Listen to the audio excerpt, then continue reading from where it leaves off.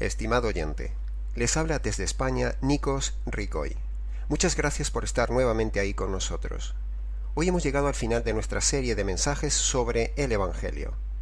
En el primer día vimos el Evangelio desde el punto de vista jurídico, tal como lo enfoca la Biblia, es decir, como si estuviéramos en una sala de justicia.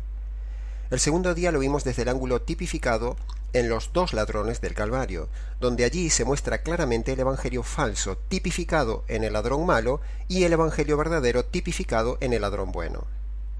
En el tercer día vimos el Evangelio verdadero desde el ángulo expositivo teológico de Romanos capítulo 3. En el cuarto día lo vimos desde el ángulo comparativo en la diferencia que hay entre la crucifixión y la cruz. En el día de ayer vimos el Evangelio como el centro de toda la Biblia. Entonces, siguiendo este viaje imaginario que empezó por la definición del Evangelio, sigamos hoy subiendo la intensidad hacia el punto culminante del viaje, es decir, el centro del Evangelio. Digamos que Dios es el centro de todas las cosas del universo. La Biblia es el centro de la verdad de Dios. El Evangelio es el centro de toda la Biblia. Y hoy, en este último día, veremos cómo Jesús y su justicia es el centro del Evangelio. Y así, con este escalonamiento, hemos llegado al punto culminante: Jesús como el centro y el Señor del Evangelio. Por eso el título del mensaje de hoy es Jesús, mi justicia, el centro del Evangelio. En el día de hoy, en el ambiente cristiano evangélico, poco se habla del tema de la justicia de la cruz. En primer lugar, porque no se cree en ella. Por lo tanto, lo que no se cree no se puede hablar. Solo se habla de lo que se cree. Segunda de Corintios capítulo 4 versículo 13 dice: creí, por lo tanto hablé. Nosotros también creemos, por lo tanto también hablamos, dice Pablo en el versículo. En segundo lugar, no se habla de la justicia de la cruz porque muchos pastores no son convertidos. Uno puede ser pastor pero no estar convertido. Uno puede ser misionero pero no estar convertido. Uno puede estar en una iglesia y no ser convertido. Uno puede estar en el coro y no ser convertido. Uno puede estar en un ministerio pero no ser convertido. Y paradójicamente se puede ser líder de evangelismo y no estar convertido. Así que, sabiendo que esto es así, y de hecho lo es difícil que se hable de la justicia de la cruz. Sin embargo, la justicia es el tema doctrinal más importante del Evangelio y debería serlo en el evangelismo. Y a su vez, Jesús es el personaje indiscutiblemente central del Evangelio y del evangelismo. Así que tenemos ya el eslogan del tema de hoy. Jesús personal es mi justicia doctrinal. Jesús personal es mi justicia doctrinal. Su justicia doctrinal viene de Jesús personal. Suena como una estrofa de una canción, ¿verdad? De hecho, en estos días yo estaba en una fuente de agua y de repente vino a mi mente esta estrofa. Jesús personal es mi justicia doctrinal. Jesús, mi justicia. Es imperativo decir, antes de continuar, que sin justicia satisfecha no hay posibilidad de perdón ni evangelio verdadero, porque el perdón de Dios debe estar y está basado en justicia satisfecha e ira aplacada. El Señor Jesús tiene una doble justicia: la justicia de una vida sin haber pecado jamás, y a su vez la justicia que le cayó a Él por causa de tus pecados y mis pecados. Son dos justicias diferentes en la misma persona. Por eso mi eslogan dice: Jesús, mi justicia. Mi justicia por haber vivido la vida de justicia que yo nunca pude vivir, y mi justicia porque paradójicamente recibió una justicia de castigo que era mía. Dos justicias, una hecha y otra recibida. Jesús, mi justicia. La justicia de Cristo es tan perfecta, tan plena, tan exacta, tan completa y tan totalmente satisfactoria ante Dios, que incluso la misma justicia divina exclama: pecador, ya tengo suficiente y no necesito más. Los atributos de Dios, tales como su justicia, su santidad y eternidad, coinciden exactamente con la obra de Cristo en la cruz. Cristo fue justo y recibió una justicia. Fue santo y fue tratado como maldito, y a la vez es eterno. Y esa justicia integral en Él, que es aplicada a nosotros los creyentes, recibida por medio de la fe, eso hace que ahora uno pueda contemplar la santidad, eternidad y justicia de Dios con todo regocijo y paz. cuando te has apropiado de la justicia de Cristo en la cruz, puedes mirar cara a cara a Dios sin ningún temor ni temblor. Preguntamos, ¿cómo son perdonados los pecados? La respuesta es, en base a la fe en la justicia de Cristo. ¿Cómo alzaré mis ojos a Dios? La respuesta es, a través del filtro protector de la justicia de Cristo. ¿Cómo puedo tener comunión con un Dios santo? La respuesta es, por medio de la justicia de Cristo. ¿Cómo puedo ser aceptado por Dios? La justicia es, en la justicia de Cristo. ¿Cómo puede ser perdonada una caída de imperfección del convertido? La respuesta es, siempre por causa de la justicia de Cristo. ¿Cómo moriré? La respuesta es, necesariamente escondido en la justicia de Cristo. ¿Y cómo me presentaré ante el tribunal de Dios? La respuesta es, envuelto en la justicia de Cristo. Si pensamos en nuestros pecados y en la ira de Dios, o si pensamos en nuestra culpabilidad respecto a la justicia de Dios, entonces nuestro corazón temerá, temblará y se hundirá en la desesperación. Pero, si pienso en Cristo, la persona central del Evangelio, y si permanezco y descanso mi alma en la justicia mediadora de Cristo, es decir, el tema central del Evangelio, entonces habrá paz. Jesús, mi justicia. Aún la mejor vida moral, del mejor de los hombres, está más cargada de pecados que el firmamento cargado de estrellas. La ley dice que aún la mejor de las obras del hombre no lo salva, y que aún el menor de sus pecados lo condena eternamente. Por lo tanto, ¿quién podrá mantenerse en pie en el juicio de Dios y no caer bajo el peso de la justa ira de Dios, ira que arde más profunda que el mismo infierno? Nadie puede, ni podrá mantenerse ante él sin justicia, porque Dios es un juez justo y terrible y demanda justicia. Horrenda cosa es caer en las manos del Dios vivo, dice Hebreos capítulo 10, versículo 31. Algunos pastores no tienen este versículo en sus Biblias. Pero cuando el pecador fija su vista en la justicia de Cristo, que le cayó en la cruz, y se apropia de ella por la fe, puede ver que esa justicia es perfecta y exacta, tan perfecta y tan exacta como la misma justicia de la ley, porque Cristo es nuestra ley, y a su vez cumplió toda la ley. O sea, cumplió toda la ley, es decir, vivió una vida de justicia, y encima le cae una justicia que no merece. Increíble. Esa es la doble justicia que tiene Jesús de Nazaret. Jesús personal es mi justicia doctrinal. Cada verdadero creyente que se ha convertido por medio del Evangelio verdadero se encuentra en un estado tan excelente que las puertas del infierno nunca prevalecerán contra el alma de aquel que ha puesto su confianza en la justicia de Cristo y que se ha vestido con la justicia del amado. Jesús personal es mi justicia doctrinal. Esa justicia que tenemos por medio del Señor Jesús es aún una justicia más plena, más excelente y más trascendente que la de todos los ángeles buenos juntos. Aunque la justicia de los ángeles buenos sea un tipo perfecto y completo, no es más que una justicia limitada y una justicia de simples criaturas. Por eso, esas sectas que dicen que Jesús es un arcángel es herejía. Si Jesús fuera una criatura, no me podría transmitir una justicia eterna y perfecta. Estaría a merced de caer en el infierno en cualquier momento.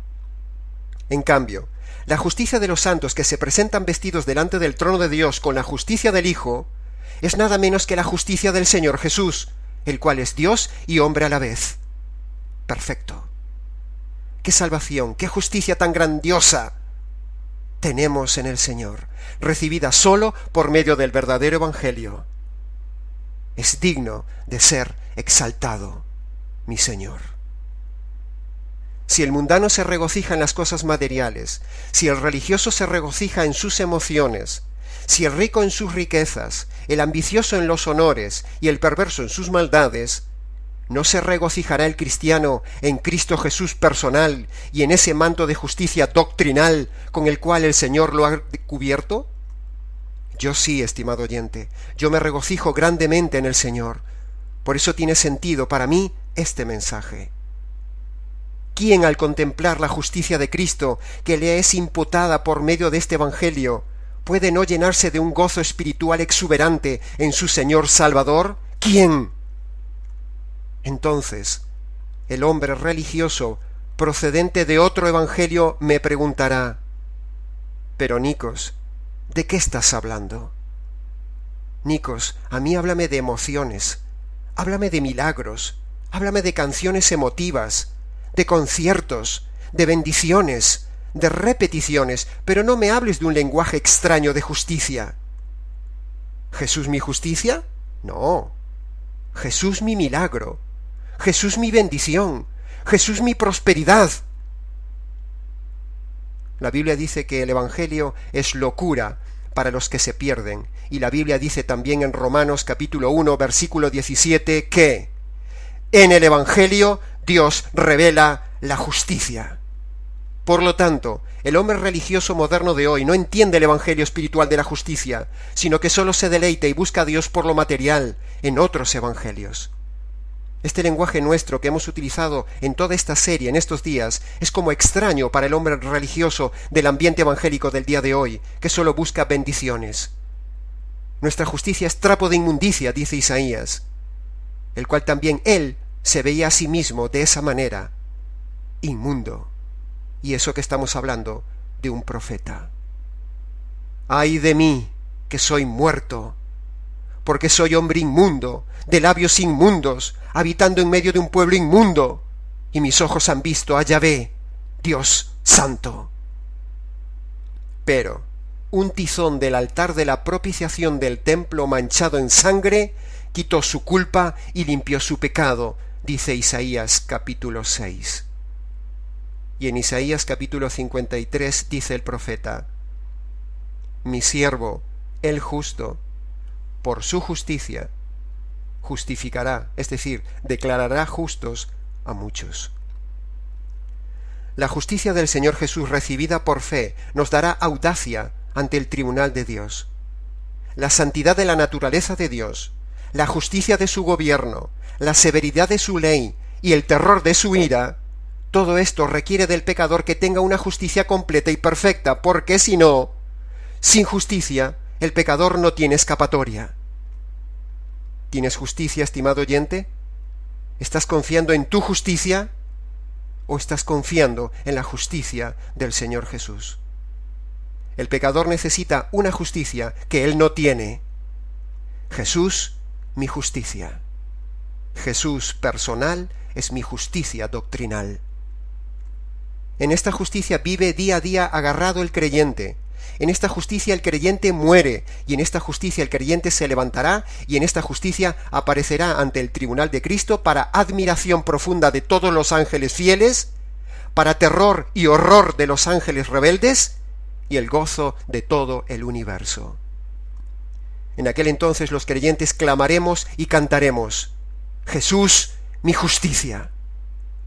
En gran manera me gozaré, y mi alma se alegrará en mi Dios, porque me vistió con vestiduras de salvación y me rodeó con el manto de justicia.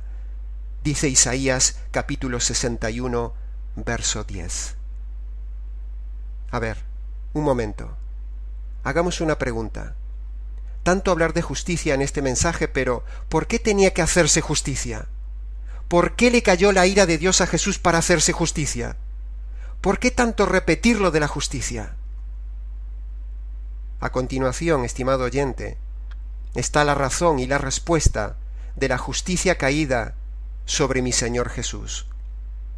Escucha con reflexión la causa del derramamiento de la justicia sobre el Señor Jesús. Malos pensamientos, mentiras, actitudes de violencia, envidia, robos, venganza, rebeldía, el actuar con deshonestidad, las disputas, la avaricia, la codicia, la arrogancia, la amargura, la desobediencia, la pereza, las peleas, los pleitos, los insultos, la traición, las quejas, la murmuración, la terquedad, la ira, la negligencia, la malicia, la impaciencia, las maldiciones, las burlas, las palabras sucias, la autocompasión, la manipulación de los demás, el maltrato, la borrachera, los celos, el desprecio, el enojo, la desconfianza, el rencor, las imprudencias, la hechicería, la ambición, el maltrato, la terquedad, el mal testimonio, la blasfemia, la idolatría, el adulterio, el divorcio, la infidelidad, el orgullo, la estafa, el hacer diferencias de personas, la herejía, la ingratitud, la indiferencia, las orgías, la fornicación, la inmoralidad, la lujuria, la homosexualidad, el lesbianismo, la sensualidad, el no hacer el bien, el griterío, la religiosidad, los juramentos y las promesas no cumplidas, la insensibilidad, el racismo, las deudas innecesarias, las adivinaciones, la calumnia, la superstición, la insolencia, los afanes, el odio, las injusticias, el meterse en las cosas ocultas, la cobardía, la soberbia, la truhanería, la dureza de corazón, los vicios, las enemistades, la falta de respeto, la hipocresía, la mundanalidad, los chismes, el perjurio, el desorden, el hacer las cosas por interés, el engaño, la falta de perdón, la deshonra, el intento de suicidio, el homicidio o el intentarlo, la glotonería, la incredulidad, el despilfarro, el aborto, la extorsión, la vanidad, la ansiedad, el egoísmo, el pesimismo, la depresión, el ser parcial, el ir contra la conciencia de uno o de otro, el no amar, el no ayudar, el estropear el cuerpo por fumar, drogarse, beber o tatuarse, la insensatez, el temor, el no amar a Dios sobre todas las cosas y el no hacer la voluntad de Dios. En fin, y cosas semejantes a estas. Los que practican estas cosas no heredarán el reino de Dios y merecen justicia. Más de 100 pecados concretos que por hacerlos, creerlos, pensarlos o desearlos nos condenan ante Dios porque proceden de una naturaleza degenerada y perversa, rebelde y corrupta, descarriada y degradada, malvada y maldita, depravada y abominable, vil y sucia, entenebrecida y contaminada, condenada e inmunda. Por un solo pecado Dios hizo justicia y expulsó al diablo del cielo. Por un solo pecado Dios hizo justicia y expulsó a Adán y Eva del paraíso. ¿Cuántos pecados has cometido en tu vida que merecen justicia, estimado oyente? ¿Y por qué entonces Dios aún no te expulsó de esta tierra? Todos estos pecados demandan justicia, castigo, condenación. Jesús llevó ese castigo para que se hiciera justicia de mis injusticias, de tus injusticias. Pero, cuando te apropias de esa justicia caída en la cruz, por medio de la fe, y clamas, Jesús, mi justicia, entonces la justicia eterna ya no caerá sobre ti. Supongamos por un momento que vemos a un pecador en el banquillo del tribunal de Dios. Allí se abren los libros, los testigos están listos y el juez del universo, en su estrado, dice al pecador: «Pecador, levántate. Estás compareciendo ante mí, acusado por miles de pecados de acción y de omisión cometidos diariamente. Has quebrantado 1000 veces las leyes santas, justas y rectas durante toda tu vida, y por lo tanto has sido hallado culpable. ¿Tienes algo que decir a tu favor?». Como en todo tribunal, el juez concede la palabra al culpable. Entonces el pecador se levanta, abre su boca y dice: «Señor juez, escuche mi defensa. Yo soy todo lo que usted ha dicho y reconozco lo que he hecho. Pero el Señor Jesús ha satisfecho total y completamente la justicia que demanda la justicia divina sobre mí. Y su mandato estando en la tierra era que yo reconociera mis pecados y creyera en la justicia de su Hijo en la cruz, y yo lo hice. He creído lo que yo soy y he creído lo que Él hizo, tal como usted me lo pidió. Así que, si el juez del universo recuerda todos mis pecados, también debe recordar el día que mi alma fue quebrantada en arrepentimiento de todos mis pecados y puse mi fe en esa justicia hecha a mi favor, tal como usted me lo pidió. Señor juez, así que ahora, el Dios de justicia, ¿puede demandar 2 veces justicia del mismo hombre? Esta es mi defensa, señor juez, mi única defensa por la cual estoy de pie hoy ante el juez de todo el universo. Soy culpable, sí, pero fui hecho y declarado justo el día que puse mi fe en la justicia de su Hijo, una justicia que no merecía recibir él, pero que me ha sido dada por gracia y la he tomado por medio de la fe. Sobre esto la defensa del pecador es aceptada como jurídicamente válida y en consecuencia el culpable es declarado justo y se retira del tribunal glorificando y gozándose, triunfando y clamando por toda la eternidad. Bendita justicia. Jesús es mi justicia. Jesús personal es mi justicia doctrinal. En conclusión de esta parte, estimado oyente, como creyente yo me regocijo en esta justicia que ya tengo por medio del verdadero Evangelio, y quiero que tú también la tengas, pero para que comprendas mejor y obtener esta justicia hecha en la cruz, solo se puede por medio del verdadero Evangelio, donde en la cruz el Padre descarga su ira sobre su Hijo, el Señor Jesús, para hacer justicia de mis injusticias y de tus injusticias, estimado oyente. Cree esto. Esto es esencialmente el centro del Evangelio que debes recibir ahora. Todo aquel que se arrepiente de sus pecados y pone su confianza en la justicia hecha en la cruz sobre el Señor Jesús, entonces Dios lo declara totalmente justo, como si nunca hubiera pecado. Pero, por muy verdadero y poderoso que sea el Evangelio verdadero, y en realidad no tendríamos que repetir constantemente eso de Evangelio verdadero, porque el Evangelio es solo uno y verdadero. Pero debido a que hay tanta falacia de evangelios, no queda más remedio que ser reiterativos en la frase Evangelio verdadero. En fin, retomemos la idea. Decíamos que por muy verdadero y poderoso que sea el verdadero Evangelio de la justicia de Jesús, no deja de ser simplemente una doctrina. Por lo tanto, no debemos centrarnos solamente en la doctrina verdadera, sino en el autor personal de esa doctrina verdadera, y así daremos un paso más allá para ser realmente cristocéntricos o jesúscéntricos y no solamente evangeliocéntricos.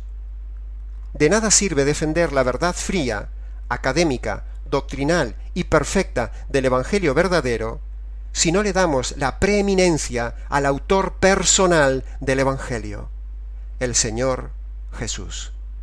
Y esa es la segunda parte del mensaje que pretendemos hacer en el día de hoy, al cerrar esta serie sobre el Evangelio. Centrados en la justicia del Señor, pero también centrados en el Señor de la justicia.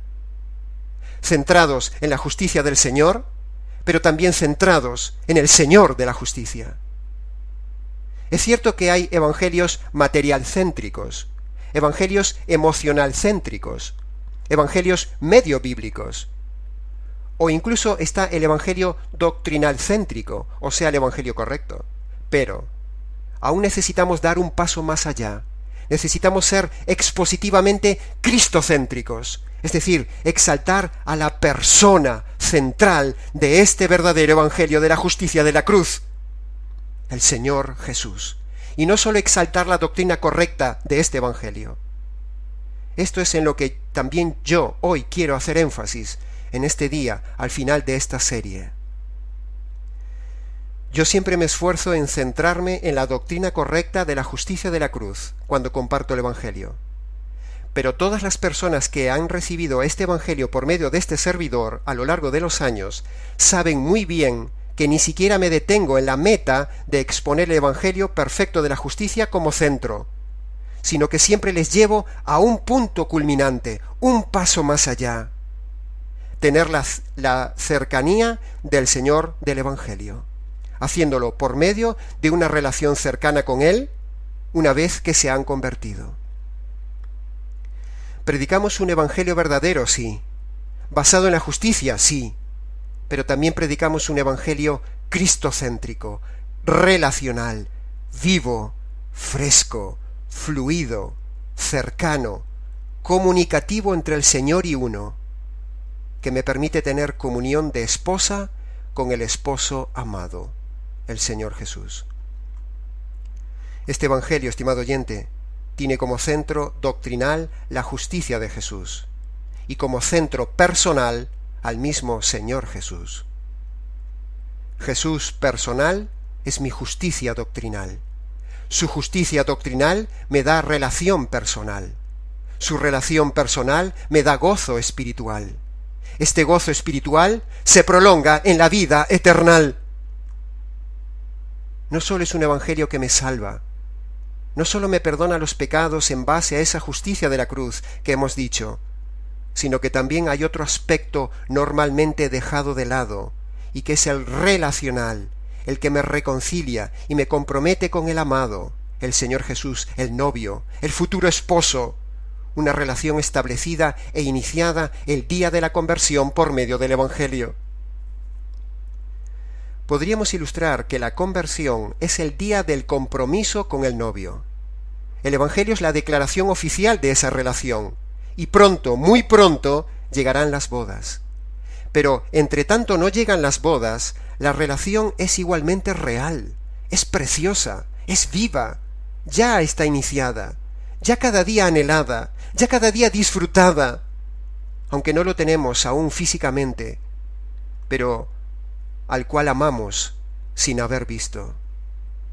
Dice Primera de Pedro 1:8, a quien amáis sin haberle visto, en quien creéis, aunque ahora no le veis, pero ya os alegráis con gozo inefable y glorioso.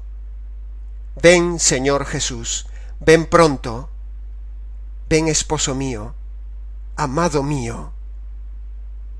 Mi amado es mío, y yo soy suya, dice Cantares. La relación preciosa, viva y fresca que permite tener este evangelio verdadero con el Señor, cuyo poder y vida le insufla la resurrección, es increíble. Dice Filipenses capítulo 3, versículo 10, quiero conocerle a Él y el poder que hay en su resurrección. Hemos dicho que la resurrección está asociada al Evangelio porque la resurrección es lo que le da vida al Evangelio. Maravillosamente, increíblemente, verdaderamente, efectivamente, esas dos noticias del Evangelio y esas dos condiciones del Evangelio toman poder, funcionan, cambian una persona, la transforman, la regeneran, le impactan, te impulsa, porque detrás está insuflando vida, energía, fuerza, poder, intensidad, la resurrección, que está intrínsecamente pegada a la justicia de la cruz de Jesús. Sin resurrección, el Calvario y el Evangelio es simplemente una historia dramática y trágica, pero la resurrección le da vida, y al darle vida se produce una relación viva, ahora entre dos seres vivos, el Hijo resucitado y el perdido regenerado. La resurrección le da vida, y al darle vida se produce una relación viva, ahora entre dos seres vivos, el Hijo resucitado y el perdido regenerado. Ambos están vivos. Dos seres vivos en una relación eterna viva. Por eso dice la palabra, ya tiene vida eterna. Una vida que empieza de forma relacional con la conversión por medio del Evangelio, respaldado por la resurrección, y una vida eterna ahora anhelada por mi corazón. El centro del Evangelio es una persona. Por lo tanto, la conversión debe ser un inicio de una relación con una persona. No una relación personal con Dios, como se dice por ahí, sino una relación personal con el novio, es decir, el Señor Jesús, el cual es Dios. La relación del creyente no es con el Padre, sino con el Hijo. La relación de muchos aparentes creyentes, cuando uno los oye orar o hablar, es solo con el Padre, o sea, con el suegro. Este es mi Hijo amado, a Él escuchad, a Él amad, dice la palabra. El Padre dice que la relación debe ser con el Hijo, y de esa manera el Padre se goza y el Espíritu, que es el que me lleva al Hijo, silenciosamente también se regocija. Y así toda la triunidad divina disfruta con el creyente, con la novia, con la esposa que somos nosotros. El Padre disfruta ver cómo su Hijo es amado y honrado por la novia. El Hijo es amado, proclamado y exaltado por la novia y luego por la esposa. Y el Espíritu Santo se goza silenciosamente en ver cómo es exaltado el Hijo, porque precisamente ese es el ministerio del Espíritu Santo, exaltar al Hijo. Cuando uno se convierte, el centro de la Trinidad es el Señor Jesús. Así lo quiere el Padre, y así trabaja para ello el Espíritu Santo. Juan capítulo 5, versículo 23 dice, para que todos honren al Hijo, porque el que no honra al Hijo, no honra al Padre. Y Juan capítulo 15, versículo 26 dice, el Consolador, es decir, el Espíritu Santo, dará testimonio de mí. Y el Espíritu Santo, estimado oyente, ha dado un precioso testimonio de mi amado. Parafraseando Filipenses capítulo 2, versículo 8 en adelante, dice, Jesús, estando en la condición de hombre, se humilló a sí mismo, haciéndose obediente hasta la muerte, y muerte en la cruz. Por eso, porque en la cruz fue destrozado bajo la ira de Dios, Dios le exaltó hasta lo sumo, y yo también. Y le dio un nombre que es sobre todo nombre, para que ante el precioso nombre de Jesús se doble toda rodilla, la tuya y la mía, y toda lengua, la tuya y la mía, confiese con todo gozo, por causa de esa maravillosa justicia de la cruz, que Jesucristo es el Señor. Y eso dará gloria a Dios Padre y gozo a Dios Espíritu Santo. Un día Dios doblará la rodilla del impío que no tenga este evangelio, pero yo, desde ya, la doblo voluntariamente y con gozo ante mi Señor Jesús. Sigamos. En estos días hemos dicho repetidamente que cuando una persona obedece las dos condiciones que Dios pone para la salvación, es decir, arrepentimiento de sus pecados y fe en la justicia de la cruz, no sólo uno queda jurídicamente declarado inocente de sus delitos y ya, como si Dios dijera, ¡hala, marcha, ya estás libre, ya puedes marcharte tranquilo! No, sino que, por el contrario, Dios nos da acceso a entrar en su familia por medio del Evangelio, y no solo eso, sino que nos da acceso a poder ser la esposa de su amado Hijo, o sea, la parte íntima, relacional, matrimonial de este Evangelio con el amado, que empieza ya aquí y continúa en la eternidad después de las bodas. He visto muchas veces en las iglesias la frialdad de la doctrina perfecta expositiva, como si uno estuviera metido en un gran congelador. Todo fríamente calculado, perfecto, doctrina correcta, reuniones perfectas, pero les falta vida. No hablo de emocionalismos, no. Hablo de entendimiento de que este Evangelio, si te has convertido por él, te permite entonces más que una simple declaración jurídica de tus pecados perdonados y el acceso futuro a la gloria, sino que esa vida eterna, recibida por la fe en la justicia, es desde ya una relación cercana, disfrutable, fresca, fluida, natural, personal y viva con el novio, antes de las bodas del Cordero, al igual que en cualquier relación de pareja humana. Es como una relación momentáneamente separada entre novios, pero que entre ella y él hay armonía, hay el mismo sentir, el mismo amor, la misma complicidad, la misma vibración, la misma reciprocidad, el mismo pensamiento, el mismo anhelo de querer estar juntos, la misma comunión, el mismo intercambio fresco diario, y lo único que falta es el encuentro. Por eso Pablo decía, anhelo estar con Cristo. Así nosotros con el novio, el Señor Jesús, al cual amamos sin haber visto. Esta relación que nos permite ya el Evangelio es un anticipo de esa vida eterna sublime matrimonial con el esposo, al cual solo le falta, por ahora, la presencia física.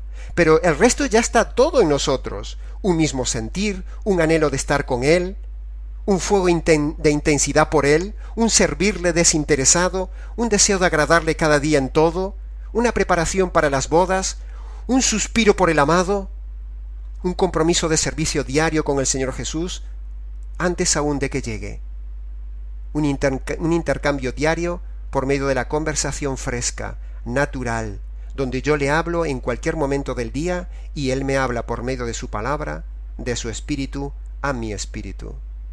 Esto, y mucho más, es el primer amor que produce en el creyente la vida de este Evangelio vivo, que tiene vida por medio del poder de la resurrección.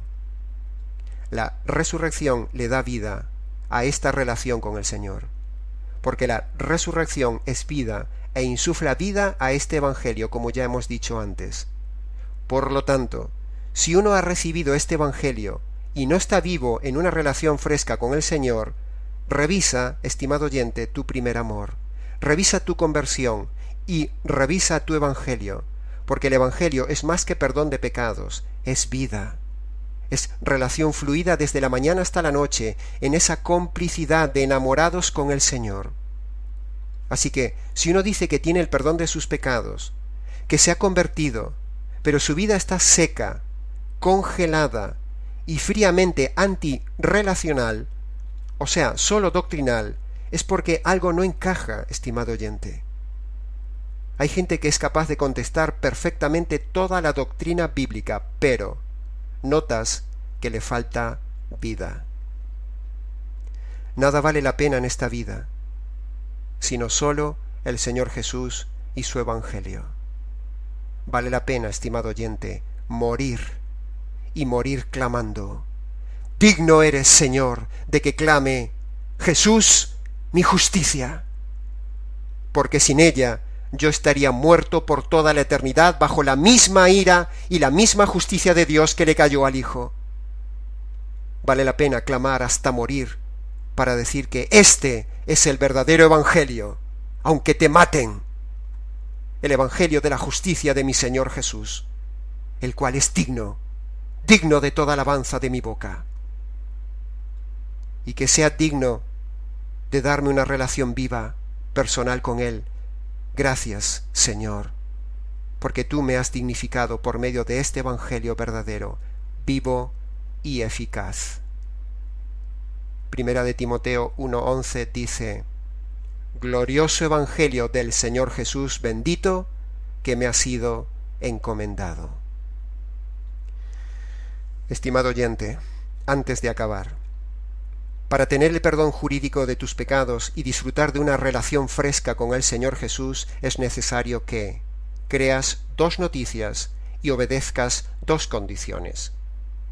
Las 2 noticias son que tú eres injusto y haces injusticias, en cambio Dios es justo y hace justicia. ¿Ves el problema? ¿Ves el contraste? La otra noticia, la buena, es que en la cruz se hizo justicia de tus injusticias.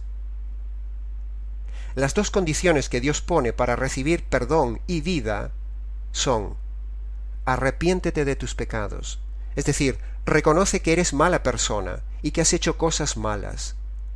Y la segunda condición: confía que en la cruz se hizo ya justicia por lo que haces y por lo que eres.